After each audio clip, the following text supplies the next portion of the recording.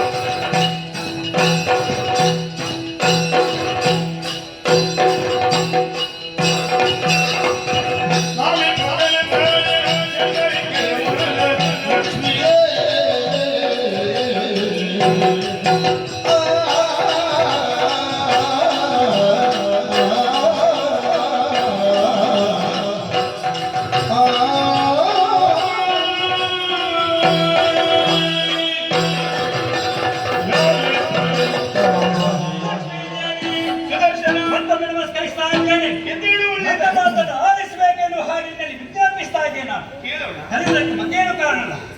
ನಾನು ಆವಾಗ ಕೇಳ್ತಾ ಇದ್ದೇನೆ, ಗಂಡ ಹೆಂಡಿನ ನಿಮ್ಮ ಸಂಭಾಷಣೆ ಯಾವಾಗ ಮುಗಿಯುತ್ತದೆ ಎನ್ನುವ ಹಾಗೆ ಮುಗಿಯುವ ಲಕ್ಷಣವೇ ಕಾಣುವುದಿಲ್ಲ. ಹೇಳುವುದಕ್ಕೆ ಇನ್ನಷ್ಟು ಇತ್ತು. ಎಂತದು? ಅವರ ಬಗ್ಗೆ ಸಾಕಾಯ್ತು ನೀವು ಕೇಳಿ. ಆದ್ರೆ ಒಂದಂತೂ ಸ್ಪಷ್ಟ, ನೀವು ಆಡಿದಂತಹ ಮಾತಲ್ಲಿ ಸಹಜವಾದ ಮಾತನ್ನೇ ಆಡಿದ್ದಿ. ಅದೇ ಅಲ್ಲದಲ್ಲದ್ದು ಹೇಳಿಕೆ ನನಗೆ. ಆದ್ದರಿಂದ ನಿಮ್ಮ ಬಗ್ಗೆ ಅಭಿಮಾನ ಇದೆ, ಗೌರವ ಇದೆ ನನಗೆ. ಗಂಟೆ ಹೆಂಡತಿ ಮಾತಾಡುವಾಗ ನೀವು ಕದ್ದು ಕೇಳಿಸ್ತೀರಿ. ಅಲ್ಲ, ಕದ್ದು ಕೇಳುವುದಲ್ಲ, ಕೈಯಲ್ಲಿ ಇದ್ದಲ್ಲ, ಕದ್ದು ಕೇಳುವುದಿಲ್ಲ. ಹಾಗಾಗಿ ನೀನು ರೂಪದಿಂದ ಬರುವುದಲ್ವಾ? ನಿಜವಾಗಿ ಹೆಂಡತಿಯಾದವರು ಗಂಡವನ್ನು ಹೊರಲೇಬೇಕು. ಸಮಸ್ಯೆ ಆಗುವುದಲ್ಲಿ ಗೊತ್ತಾ? ಗಂಡನಾದವನು ಮತ್ತೊಬ್ಬರು ಹೊಗಳಬಾರದು, ಹಾಗೆ ಸಮಸ್ಯೆ ಆಗುತ್ತೆ. ನೀವು ಎಷ್ಟು ಬೇಕಾದ್ರೆ ಹೊಗಳಬಹುದು, ನಾನು ಹೊಗಳಲೇಬೇಕು. ಅದಕ್ಕೆ ನನ್ನ ಸಹಮತವೂ ಇದೆ. ನನ್ನ ಗಂಡನನ್ನು ನಾನು ಹೊಗಳದೆ ಇನ್ಯಾರ ಹೊಗಳು? ಆದ್ರೆ ಅಮ್ಮ, ಯಾವಾಗಲೇ ಆಡಿದಂತಹ ಮಾತು ಸ್ಪಷ್ಟವಾಗಿರ್ಬೇಕು. ನಿನ್ನ ಸಲದೆಲ್ಲವನ್ನು ಮಾತಾಡಬಾರದು. ಗಂಡನನ್ನು ಹೊಗಳಬೇಕಾದ್ರೆ ಒಂದು ಇಷ್ಟು ಎನ್ನುವುದು ಬೇಕು ತಾನೆ, ಅದನ್ನು ಯಾವತ್ತೂ ಮೀರಬಾರದು. ಇಲ್ಲಿಯ ತನಕ ನಾನು ಅವರನ್ನು ಹೊಗಳಲೇ ಇಲ್ಲ. ಇವತ್ತೇನು ಹೊಗಳೋಣ ಅದೇ ಆಲೋಚನೆ ಮಾಡುದು. ಅಮ್ಮನ ಹೊಸ ಕ್ರಮ ಏನು ಎನ್ನುವ ಹಾಗೆ, ಮೂರು ಲೋಕದಿಂದ ಗಂಡನನ್ನು ದೇವತೆ ಎನ್ನುವ ಹಾಗೆ ಕೊಂಡಾಡ್ತಾ ಇದ್ದಾರೆ. ನಾವು ಕೂಡ ಗೌರವಪೂರ್ವಕವಾಗಿ ನಮಸ್ಕಾರ ಮಾಡ್ತೇವೆ. ಆದ್ದರಿಂದ ನಿಮ್ಮ ಗಂಡನ್ನು ಹೊಗಳಿದರೆ ಯಾವುದೇನ ಆಕ್ಷೇಪವಿಲ್ಲ. ಆಕ್ಷೇಪ ಇರುವುದೇನು ಗೊತ್ತಾ? ನೀವು ಆಡಿದ ಮಾತಿನಲ್ಲಿ. ಮಾಡಿದ ಮಾತು ತಪ್ಪಿಲ್ಲ. ಹೌದು, ಎಷ್ಟೆಲ್ಲ ರಾಕ್ಷಸರನ್ನೆಲ್ಲ ನನ್ನವರು ಕೊಂದಿದ್ದಾರೆ, ಅವರನ್ನು ಹೊಗಳಿದ ಮತ್ತೇನು? ಅಲ್ಲಮ್ಮ, ನಾವೊಬ್ಬರಿಗೆ ವೇತನ ಕೊಡುವಾಗ ದುಡಿದವರಿಗೆ ವೇತನ ಕೊಡುವುದಲ್ಲ, ಸುಮ್ಮನೆ ಇದ್ದವರಿಗೆ ವೇತನ ಕೊಡುವುದು. ದುಡಿದವರಿಗೆ ಕೊಡ್ಬೇಕು. ಮತ್ತೆ ಇಲ್ಲಿ ಹಾಗಾಯ್ತಲ್ಲ, ದುಡಿದದ್ದು ಇವರನ್ನೇ ಹೊಗಳಿದ್ದು ನಾನು. ಇಲ್ಲಮ್ಮ, ನಿಜವಾಗಿ ದುಡಿದವನ ಸುಮ್ಮನೆ ಕುಳಿತು ನೋಡಿದವ. ಹೌದು, ಎಂತದ್ದು? ಮಾಡಿ ಕೆಲಸ ಮಾಡಿದ ನನ್ನ ಗಂಡನಿಗೆ ಕೇಳು ಏನು? ಹಾ,